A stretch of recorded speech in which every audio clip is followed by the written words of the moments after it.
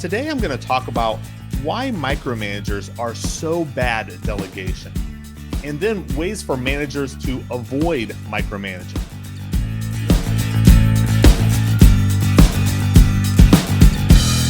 The Authentic Leader Show is the podcast for technology and other industry leaders who are delegation masters and lead high-performing technology teams.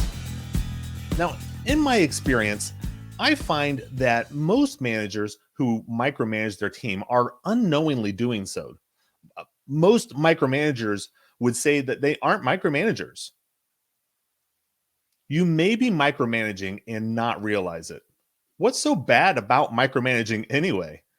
Well, if you're a micromanager, it can feel like you are taking control and ensuring that your team doesn't mess something up.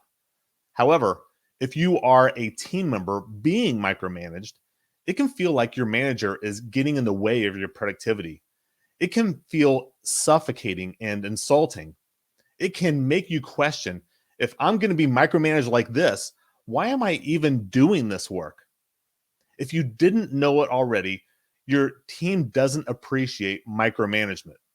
But today I'm going to help you with recognizing if you are unknowingly micromanaging and how to eliminate micromanaging with confidence. Now, let's be clear about one principle here, because micromanagement isn't the same for everyone on your team, nor is it the same in every situation. What is micromanaging to one team member isn't micromanaging to another. Not recognizing where that line of micromanaging is drawn, it will erode your effectiveness to influence your team. It will generate a lack of respect for you. And in time, your team will not only not go above what they are asked to do, because the risk ends up becoming too high otherwise. Decades ago, I was part of a large management team for an IT department. The senior manager of the department felt the need to micromanage the entire management team the same way. And he did this by randomly quizzing unsuspected manager about their metrics. Now, he would randomly quiz any manager about a specific metric, sometimes in a manager meeting with all of the other managers present. What he was trying to do was to condition us to always know our metric. And I think that most people would agree that that's reasonable enough. People should know, and managers should know, their key metric. But it was a tactic used to expose how we were meeting expectations by knowing our key metrics at all times. Needless to say, it was stressful and it didn't work. The stress of having to answer that question was so high that the manager started to confidently reply with some made-up number. The number was never checked, and eventually the number became a joke amongst the management team at 6.3. The entire management staff knew that we didn't know our number because we would answer 6.3. But we also knew that anyone who gave that answer would quickly find the real answer, just for fear out of being found out, and may have to answer that question later. So we may need to validate that if we are challenged later. I share this story because it illustrates my points earlier that the senior manager didn't recognize that he crossed the line of micromanaging. His effectiveness to influence the team was eroded because we started to act differently, right? And not in a way that we really should. The team lacked respect for this senior manager because we felt that we needed to defend ourselves all the time. We never knew when we were going to need to defend ourselves. Now, I also watched over time how the management team felt it wasn't worth the risk to go over and above in our roles for risk of being called out. Is it really the kind of culture that you want on your team? No need to answer that because I think we already know the answer.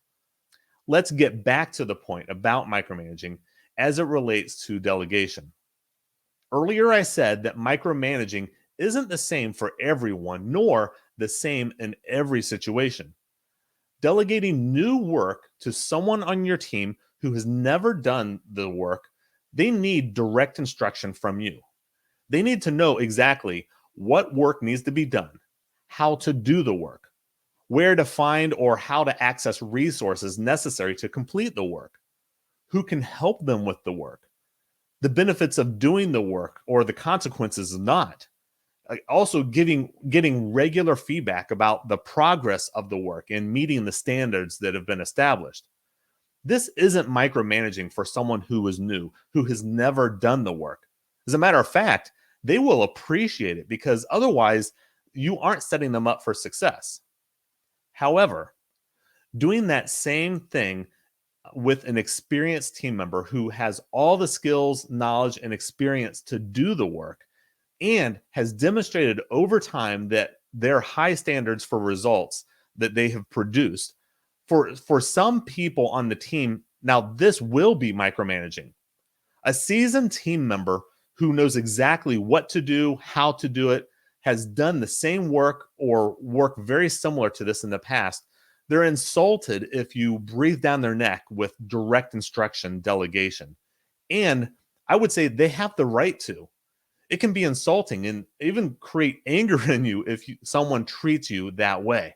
Master delegators recognize how different delegation is from a new person who has never done the work to a seasoned team member.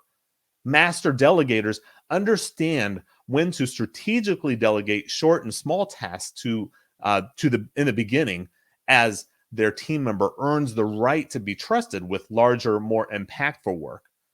Master delegators know how to use delegation as a developmental opportunity for their team members to acquire new skills, understanding, and experience. Master delegators increase their influence with their team by being fair and transparent about delegating work amongst the team. Otherwise, being unable to know where micromanagement line is actually drawn, it will erode your effectiveness to influence your team. It generates lack of respect for you. Eventually, your team, again, they really only do what they're asked to do. And if you use delegation inappropriately, your team may give you 6.3 answers. Are you appropriately delegating your work to your team members? Do you have a delegation strategy to delegate work so that you are developing your team and getting the very best from them?